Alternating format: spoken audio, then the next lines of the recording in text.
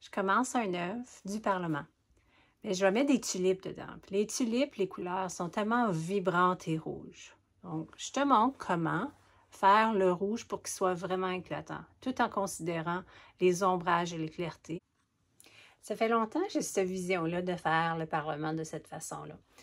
Puis là, j'ai un électrofusion géant qui vient de la région du Québec, mais qui a resté à Ottawa pour faire sa spécialisation, excusez-moi.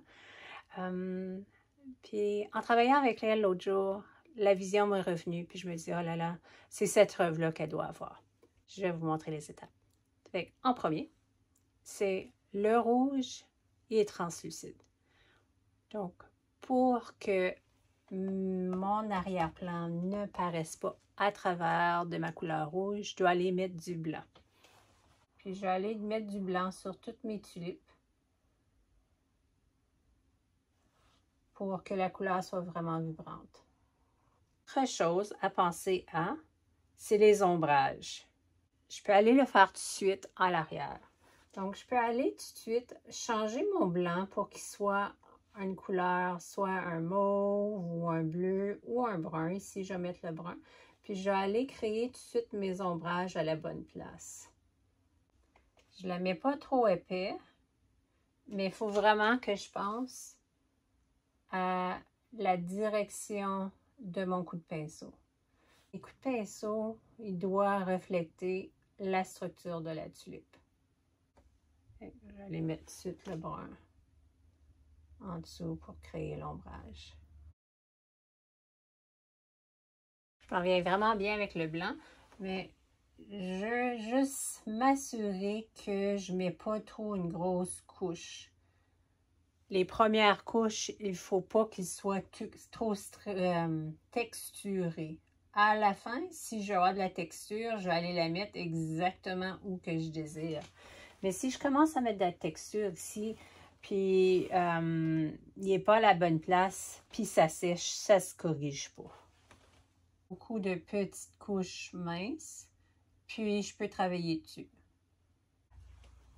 Je travaille sur celle-ci, puis je suis vraiment prête à mettre les ombrages existants dans les creux des pétales. Puis dans les bordures.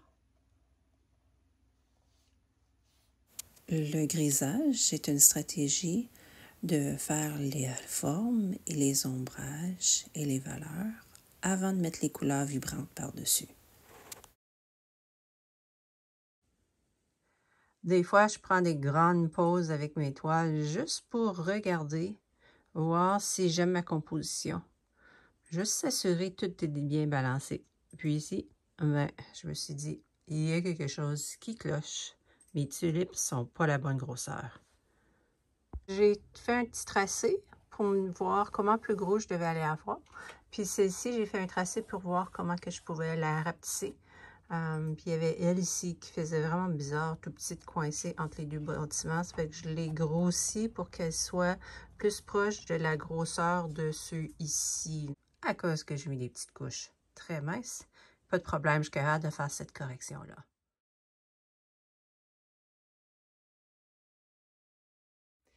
Avec mes tulipes références, ça m'aide toujours. Il faut toujours regarder souvent le sujet pour s'assurer qu'on ne fait pas des grosses erreurs structurelles. Je vais te montrer comment faire les plus grosses tulipes. Donc, celle-ci, si je regarde, c'est cette tulipe-là. Donc, il y a de l'ombrage à l'intérieur ici. Puis, tu sais, je l'avais faite avec le brun plus pâle. Comme ça, si je faisais une erreur, je pouvais aller l'arranger. Là, j'ai été chercher une couleur foncée, mais la couleur foncée que j'ai, c'est un mélange de bleu avec un brun. Comme ça va vraiment venir chercher rendre ma couleur très foncée. J'aime ça faire un peu des dégradés. Donc, à côté de moi, j'ai un pinceau pour pouvoir m'aider avec mon dégradé. Donc, je vais juste aller mouiller un petit peu pour étirer ça. Je peux faire ça avec ce pinceau-là parce que ma peinture en dessous est vraiment sèche. Comme ici, je trouve un petit peu trop pas assez dégradé. Donc, je vais aller l'étirer un petit peu.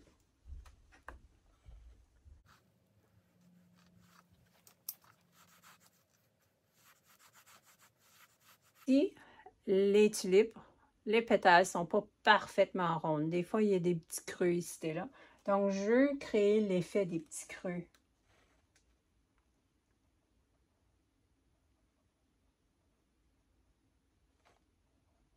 La clarté vient comme ceci.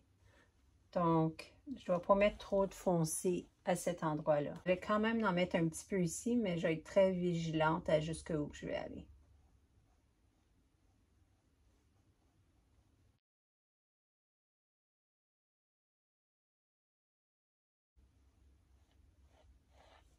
Je vais utiliser le blanc professionnel, Titan, et le blanc de base, Titan, pour aller rehausser les régions qui vont avoir du rouge très vibrant. Donc, pour celle-ci, je sais que ici, ça va être très, très brillant. Donc, je vais aller mettre mon blanc professionnel. La prochaine ici également, on va avoir vraiment un rouge vibrant ici.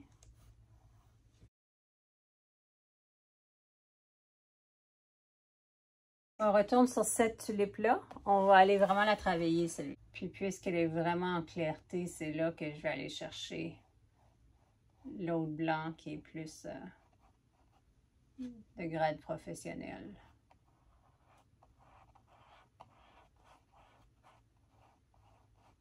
Sur le côté ici, je vais aller prendre mon blanc de base. Ça, je suis correct si je vois un petit peu.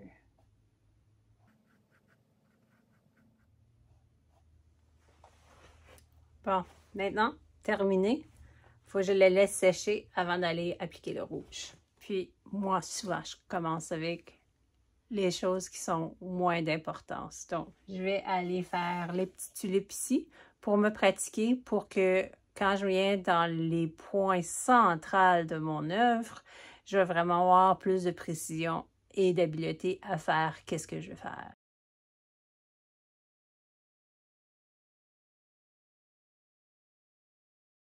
À mesure que mes tulipes viennent plus grosses, je change mon pinceau pour la bonne grosseur de la tulipe.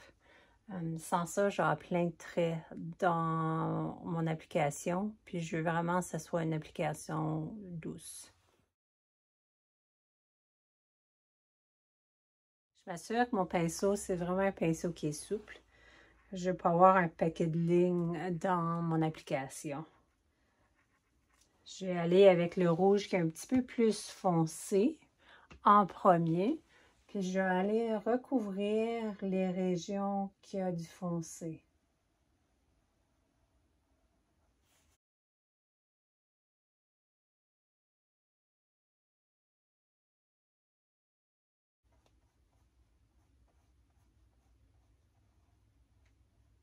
Aussi, pensez aux qui sont comme les vénules ou la pousse de la pétale.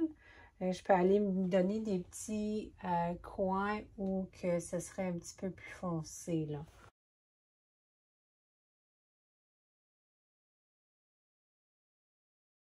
Hein? Je laisse sécher celle-ci, puis je vais aller travailler sur les autres.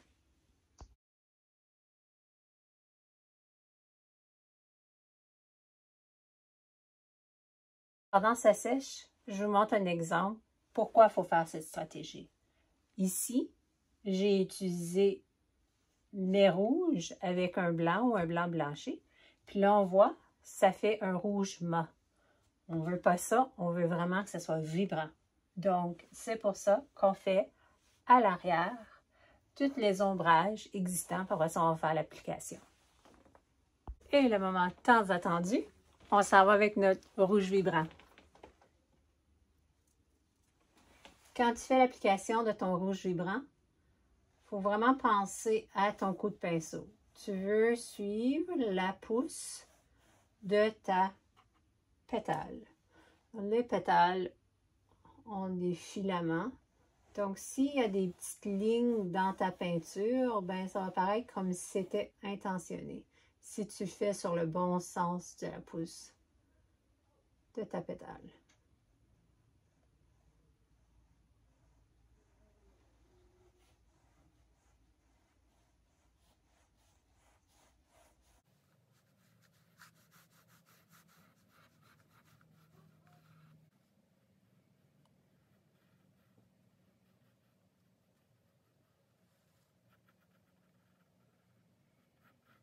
que je fais, c'est je fais toujours ma ligne en premier, après ça, je vais vers le centre.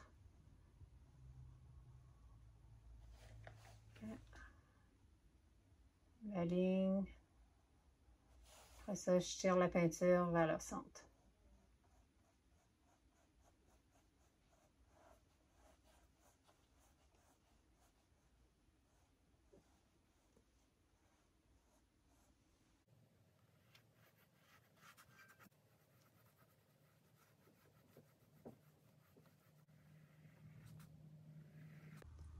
Autre chose que j'aime faire attention, c'est pas retourner trop souvent sur l'application. Donc, si tu as fait une belle application, tu retournes, tu vas enlever l'épaisseur de la peinture que tu viens d'appliquer.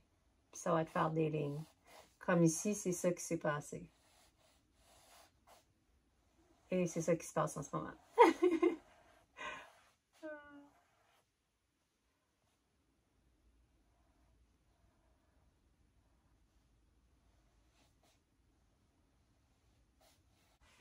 Là, ce serait tentant de retourner jouer dans cette tulipe-là. Il est mieux de la laisser sécher, puis de retourner donner une autre couche. Comme ça, on n'enlève pas, puis on ne fait pas des lignes dans notre peinture. Toujours s'assurer que tu as assez de peinture pour faire ton application.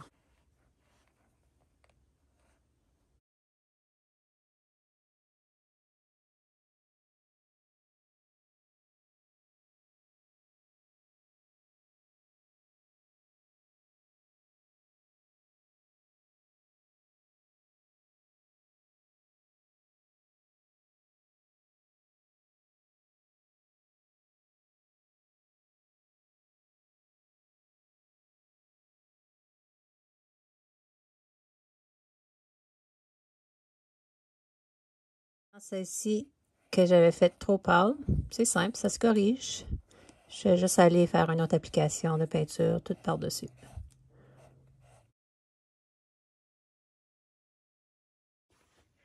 La beauté des œuvres, c'est quand tu peux donner plus qu'une couche. Ce coup-ci, je retourne avec le même rouge, mais à certains endroits, je vais aller chercher cette couleur-ci que j'avais utilisée pour avoir un rouge que le soleil reflète dessus. Fait que je vais voir à mesure que je travaille, il y a des petites places que j'allais les appliquer.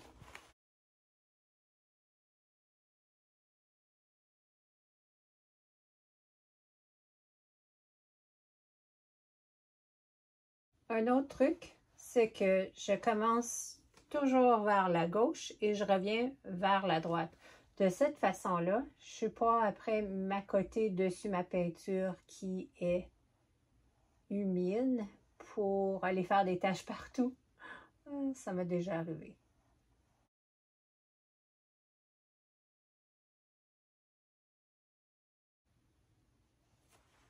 J'allais toucher juste pour dire ce petit... Ma peinture est encore humide, ça fait pour cette raison que je le touche en ce moment, que ça va pouvoir se mélanger les deux ensemble.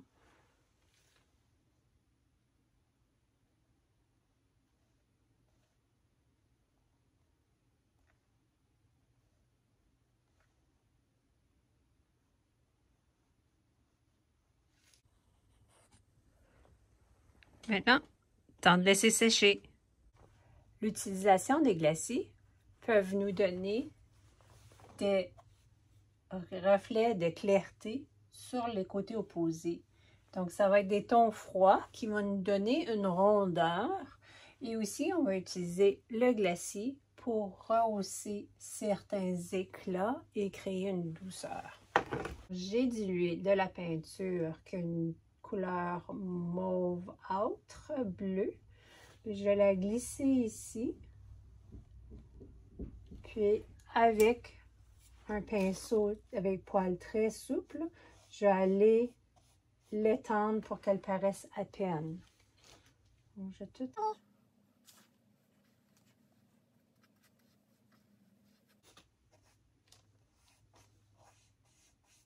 Maintenant, je vais aller faire un glacis avec mon rouge. Juste le mouiller un petit peu pour qu'il soit plus translucide puis qu'il glisse mieux. Puis je vais juste retoucher mes rouges à certaines places pour vraiment causer une douceur dans la transition des couleurs.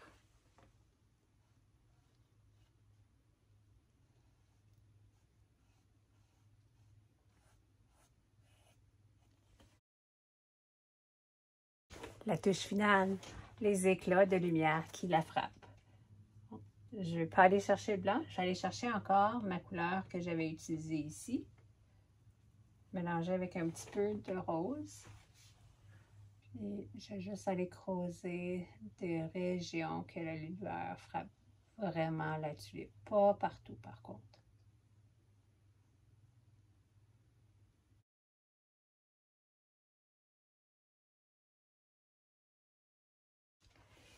En utilisant cette stratégie, ça donne la forme à la tulipe. Je vais en terminer. Je vais juste aller appliquer un petit peu de blanc ici et là, mais vraiment en modération. C'est comme si la clarté frappe vraiment bien.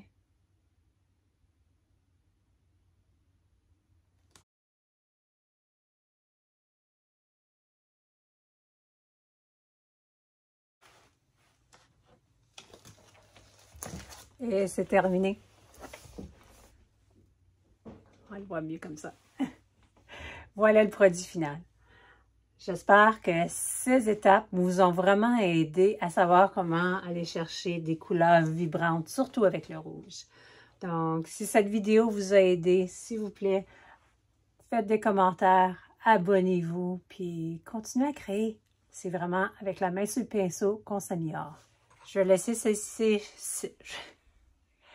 Maintenant, je laisse sécher celle-ci, puis je vais aller travailler sur les autres. Une perte de vibracité vibrante. C'est un mot très dur à dire. Oh, chunk de peinture en quelque part. Ça, c'est difficile à essayer de changer.